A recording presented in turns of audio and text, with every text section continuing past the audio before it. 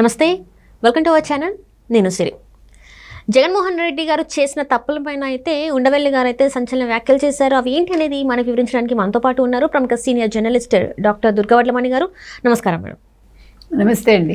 మనం ఇప్పుడు చూస్తుంటే ఉండవల్లి గారు జగన్మోహన్ రెడ్డి గారికి ఏ రకంగా ఉన్నా కూడా పాజిటివ్గా మాట్లాడే ఒక ఉండవల్లి గారు లాంటి మనిషి కూడా ఈరోజు జగన్మోహన్ రెడ్డి సైడ్ తప్పు ఉంది అని చెప్పేసి వేలెత్తి చూపిస్తున్న పరిస్థితి.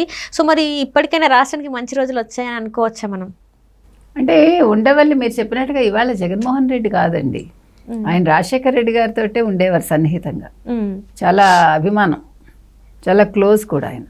అలాంటి ఉండవల్లి అరుణ్ కుమారు ఈరోజు మాజీ ముఖ్యమంత్రి గురించి నెగిటివ్గా చెప్తున్నాడు. అంటే వాస్తవాలు మాట్లాడాడు, నెగిటివ్ కూడా కాదు, వాస్తవాలు చెప్పాడు.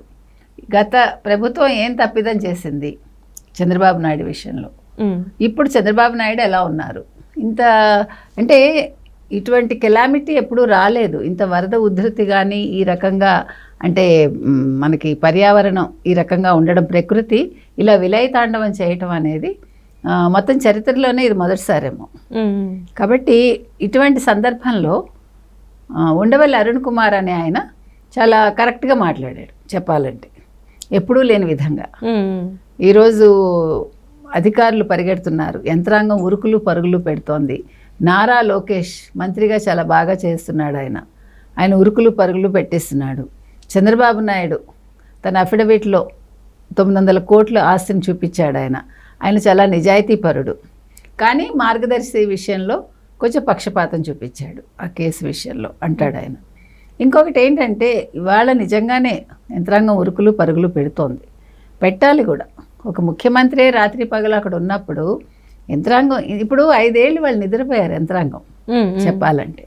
వాళ్ళు కొమ్ము కాసింది ఒక వ్యక్తికి, ఆ వ్యక్తికి తగ్గ వాళ్ళని అరెస్ట్ చేయడంలో బిజీ ఉన్నారు గత ప్రభుత్వంలో.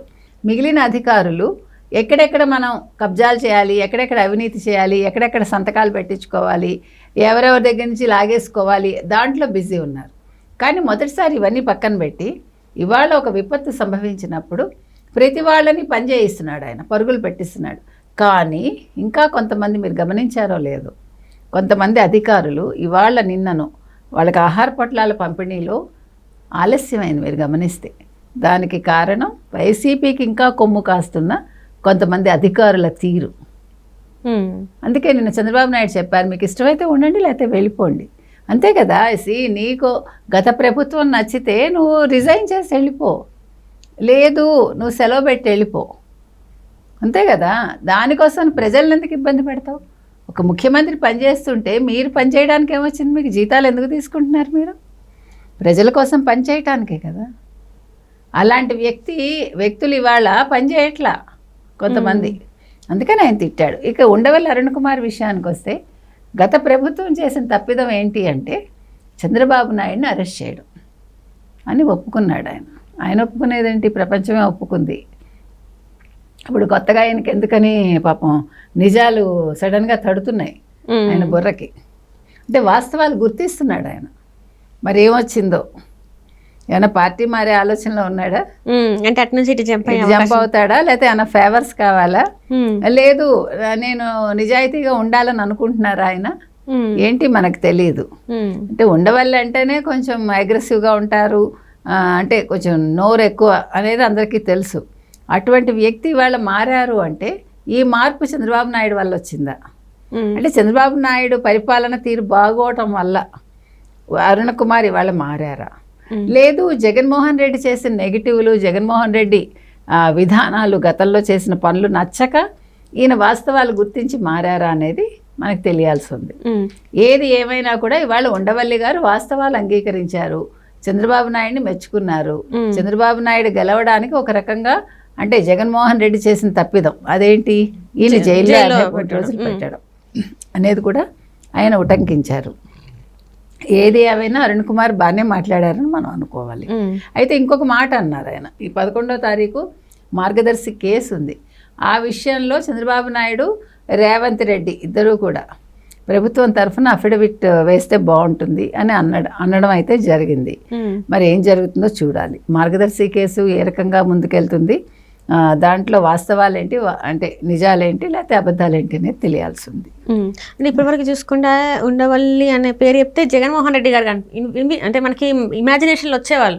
కానీ ఇప్పుడు సడన్గా మరి టీడీపీ నాయకుల గురించి అంటే చంద్రబాబు నాయుడు గారి గురించి లోకేష్ గారి గురించి మాట్లాడుతున్నారు అంటే ఈ 2.5 నెలల్లోనే అంటే ఉండవల్లి గారికి సీన్ మొత్తం అర్థమైపోయిందా, లేకపోతే ఏమైనా తన మీదకి ఏదైనా వస్తుందేమో అని చెప్పేసి ఇలా ప్లేట్ ఫిరాయించారనుకోవాలా మనం? అది కూడా చూడాలండి. మరి ఇప్పుడు ఆయన ఎందుకు సడన్ చేంజ్ అనేది, ఇప్పుడు 5 సంవత్సరాలు అంతకుముందు 5 సంవత్సరాలు అంతకుముందు రాజశేఖర రెడ్డి హయాంలో ఈయన చాలా చక్రం తిప్పాడు ఒక రకంగా. ప్లస్ తర్వాత 5 ఏళ్లలో కూడా ఈయన ఏం మాట్లాడలా.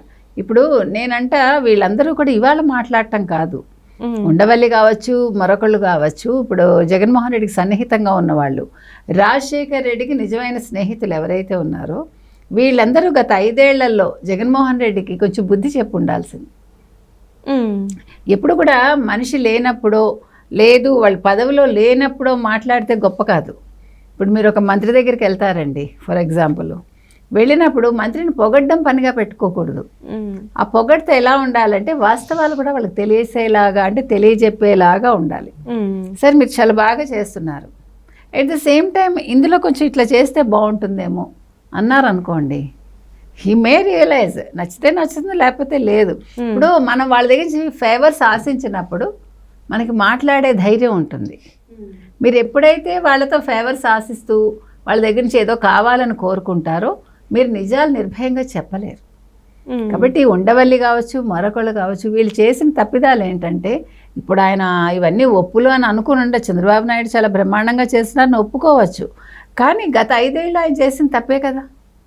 ఇప్పుడు ఆయన మెచ్చుకున్నాడని చంద్రబాబు నాయుడు పొంగిపోరు, మెచ్చుకోలేదని ఆయన కుంగిపోరు, అవసరం లేదు.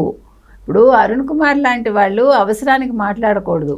ఆ రోజు కూడా వాళ్ళు జగన్మోహన్ రెడ్డికి వాస్తవాలు చెప్పుంటే, అమ్మ నువ్వు చేస్తున్న తప్పు, నువ్వు సలహాదారులను తగ్గించుకో, నువ్వు పరిపాలన చెయ్యి, నువ్వు ప్రజల్లోకి రా, వాలంటీర్లు కాదు, నువ్వు బట్టలు నొక్కడం కాదు, నువ్వు అభివృద్ధి చెయ్యి అని చెప్పాలి కదా.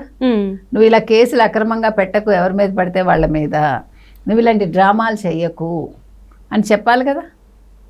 అవన్నీ చెప్పకపోవటం వల్ల ఎప్పుడు కూడా మనిషి చేసే తప్పిదాలకి వాళ్లే కాకుండా బాధ్యత చుట్టూ ఉండే వాళ్ళది కూడా అవుతుంది. ఇప్పుడు జగన్మోహన్ రెడ్డి తప్పు చేశాడంటే తప్పుకి బాధ్యులు వాళ్ళ భార్య కూడా అవుతుంది, వాళ్ళ పిల్లలు కూడా అవుతారు, అలాగే మంత్రులు కూడా అవుతారు, అప్పటి మంత్రులు. కానీ ఇప్పుడు చాలా మంది బయటకు వచ్చి ఇప్పుడు మాట్లాడుతున్నారు కదా, మాట్లాడతారు. ఇప్పుడు అవసరం కదా.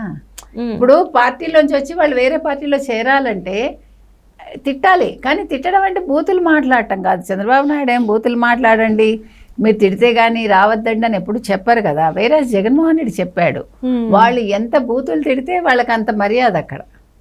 ఆయన కళ్ళల్లో ఆనందం కోసం వీళ్ళందరూ తిట్టుతారు కదా, అదేంటో మరి ఆ కళ్ళల్లో ఆనందం ఏంటో. మనం ఎప్పుడు ఆయన కళ్ళల్లో ఆనందం చూడలే ఇంతవరకు జగన్మోహన్ రెడ్డి మొహంలో కదా. మొత్తానికి ఏదైనా అరుణ్ కుమార్ వ్యాఖ్యల వెనక అంతరార్థం ఏమిటో త్వరలో తెలియచ్చు. Right right, thank you so much.